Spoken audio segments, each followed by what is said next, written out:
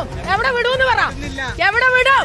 എവിടെ സാറേ? ഇത്രയും ജനങ്ങളെ ആശങ്കപ്പെടുത്തിട്ട് സാറേ പോകല്ലേ സാറേ? പ്രദേശവാസികളുടെ പ്രതിഷേധമാണ് ആശങ്കപ്പെടുത്തിയിട്ട് ആ കുരുക്കി കുടുങ്ങിയത് കൊണ്ടല്ലേ സാറേ? സാറേ ഈ കുരുക്കി കുടുങ്ങിയത് കൊണ്ട് മാത്രമല്ലേ? എവിടെയാ നിങ്ങൾ വിടുന്നത്? നിങ്ങൾ വിടുന്നത് പറയണോ? എവിടെ വിടും? എവിടെ വിടും? എവിടെ വിടും? നിങ്ങൾ എവിടെ വിടും സാറേ? പറയാണ്ട് പോകാൻ പറ്റൂല. അങ്ങനെ വണ്ടി എടുക്കുക, അങ്ങനെ വണ്ടി എടുക്കുക, വണ്ടി എടുക്കുക. എവിടെ വിടും? എവിടെ വിടും സാറേ? എവിടെ വിടും? എവിടെ വിടും സാറേ? എവിടെ വിടുവാ? എവിടെ വിടുവാ സാറേ? എവിടെ വിടുവാ സാറേ? എവിടത്തേക്കാന്ന് പറ. എവിടെ? എവിടെയാണ്? എവിടെയാണ്? പറഞ്ഞിട്ട് വാ. ഞങ്ങളെ ആവശ്യം ഇതുപോലെയുള്ള വന്യജീവികള് ഈ നാട്ടിലെ ജനങ്ങളുടെ ജീവന് ഭീഷണിയാണ്. അത്തരത്തിലുള്ള ഇതുപോലെയുള്ള ഇതിനെ എവിടെയാണ് കൊണ്ടുവിടുന്നത് എന്ന് പറയാൻ നിൽക്കണം. സർക്കാരിന്റെ ആളുകൾ കൂകി തോപ്പിച്ചിട്ട് കാര്യമില്ല. എന്നുള്ളത് ഞങ്ങൾക്ക് അറിയണം. തൊട്ടടുത്ത് വിടാൻ പാടില്ല, തൊട്ടടുത്ത് വിടാൻ പാടില്ല. ഇതാണ് ഞങ്ങളുടെ ആവശ്യം. ഇതിനെ ഭീഷണിപ്പെടുത്തിയിട്ട് കാര്യമില്ല. ഇവിടെ സർക്കാരിന്റെ ആളുകള്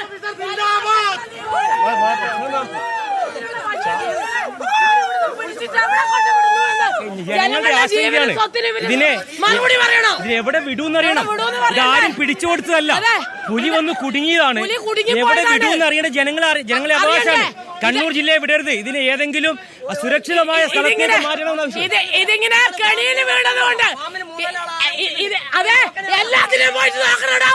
എല്ലാത്തിനും പോയിട്ട് നോക്കണോ? എല്ലാത്തിനും പോയിട്ട് നോക്കണോ? ആരെയാ പേടിപ്പിക്കുന്നത്? ആരെയാ പേടിപ്പിക്കുന്നത്? ഇവിടെ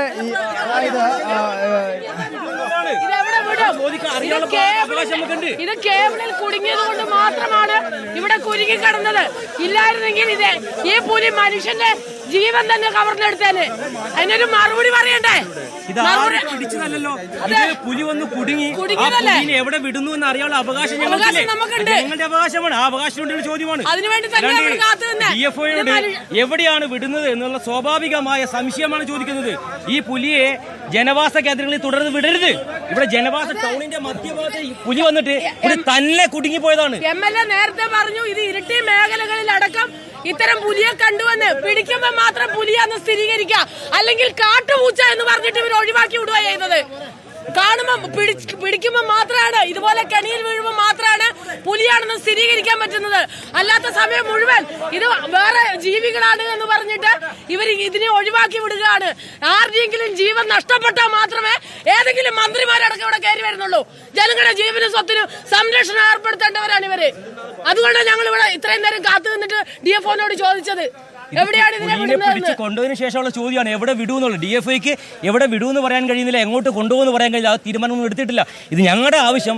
ജനങ്ങൾക്ക് വീണ്ടും ഈ പുലി ഒരു ഭീഷണിയായി വരരുത്. ഇതുപോലെയുള്ള ജനജീവിതം ഉള്ള ഒരു സ്ഥലത്തേക്ക് ഈ പുലി വീണ്ടും വരരുത് എന്നുള്ള സ്വാഭാവികമായ ആശങ്ക ജനങ്ങൾക്ക് ആശങ്ക ഉണ്ടാവുമല്ലോ. ഇതുപോലെ ഒരു പ്രധാനപ്പെട്ട ടൗണിന്റെ ഏറ്റവും അടുത്ത് ജനവാസ കേന്ദ്രത്തിൽ ഒരു പുലി വന്ന് അത് സ്വയം കുടുങ്ങി. ആ പുലി വന്ന് കുടുങ്ങിയ പുലിയെ ഇനിയും ജനവാസ കേന്ദ്രത്തിൽ വരാത്ത അവസ്ഥയിലേക്ക് എത്തിക്കണമെന്നുള്ള സ്വാഭാവിക സംശയത്തെക്കുറിച്ചാണ് ഞങ്ങൾ സംസാരിക്കുന്നത്. അത്രേ ഉള്ളൂ.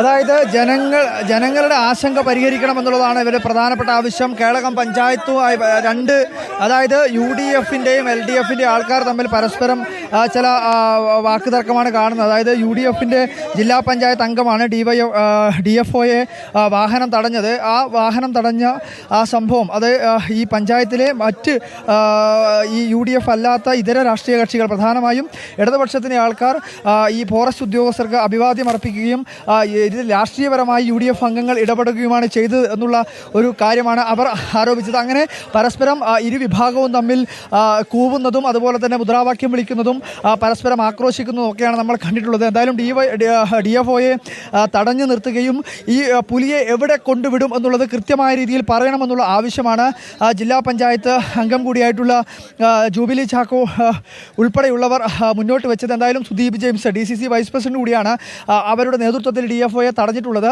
എന്തായാലും ഈ പുലിയെ പിടികൂടി എന്നത് വലിയ ആശ്വാസകരമായിട്ടുള്ള കാര്യമാണ്. ജനങ്ങളെ സംബന്ധിച്ചിടത്തോളം ജനവാസ മേഖല കൂടിയാണ്. ആ ജനവാസ മേഖലയിൽ നിന്നും പുലിയെ പിടികൂടി എന്നത് വളരെയധികം ആശ്വാസകരമായ കാര്യമാണ്. കാരണം ഈ കാക്കയങ്ങാട് നഗരത്തോട് ചേർന്ന് ഒരു 100 മീറ്റർ മാറിയുള്ള ഒരു പറമ്പിലാണ് ഇപ്പോൾ ഈ പുലി വന്നിട്ടുള്ളത്.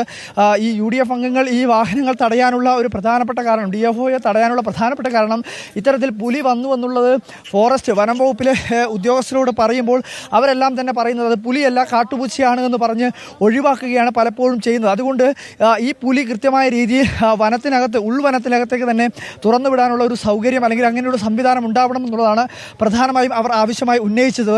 ആ ആവശ്യം ഉന്നയിച്ചുകൊണ്ട് DFOയുടെ വാഹനം തടയുമ്പോഴാണ് മറ്റ് ഇടതുപക്ഷത്തിൻ്റെ പ്രവർത്തകർ, അതായത് LDFിൻ്റെയും CPIMൻ്റെയും പ്രവർത്തകന്മാർ ഈ അംഗങ്ങൾക്കെതിരെ, ഈ പ്രതിഷേധം നടത്തിയ ജില്ലാ പഞ്ചായത്ത് അംഗവും കോൺഗ്രസിൻ്റെ നേതാക്കൾക്കെതിരെയും കൂവുകയും അതുപോലെ തന്നെ അത്തരത്തിലുള്ള ചില സംഭവങ്ങളും ഉണ്ടായിട്ടുള്ളത്. എന്തായാലും ഈ പുലിയെ കൂട്ടിലായി എന്നത് വലിയ ആശ്വാസകരമാണ്. നീണ്ട ഒരു പരിശ്രമത്തിനൊടുവിലാണ് അത്തരത്തിൽ ഒരു പുലിയെ കൂട്ടിലാക്കുന്ന രീതിയിലുള്ള. ശരി അർജുൻ, എന്തായാലും കണ്ണൂർ കാക്കയങ്ങാടാണ് പന്നിക്കണിയിൽ കുടുങ്ങിയ പുലിയെ മയക്കുഴി വെച്ച് പിടികൂടിയത്. ഇപ്പോൾ പുലിയെ അവിടെ നിന്ന് കൊണ്ടുപോയി. ഇതിനിടെ ചില പ്രതിഷേധങ്ങളും ഉണ്ടായി. പുലിയെ എവിടേക്ക് കൊണ്ടുപോകുന്നു എന്ന ചോദ്യമായിരുന്നു അവിടെ നിന്നവർ പ്രതിഷേധിച്ചവർ ചോദിച്ചത്. എന്തായാലും ആശങ്കയ്ക്കൊടുവിൽ കണ്ണൂർ കാക്കയങ്ങാടാണ് പന്നിക്കണിയിൽ കുടുങ്ങിയ പുലിയെ മയക്കുഴി വെച്ച് പിടികൂടുകയും ഇപ്പോൾ കൊണ്ടുപോവുകയും ചെയ്തിരിക്കുന്നത്. അർജുൻ കല്യാടാണ് വിശദാംശങ്ങൾ നൽകിയത്.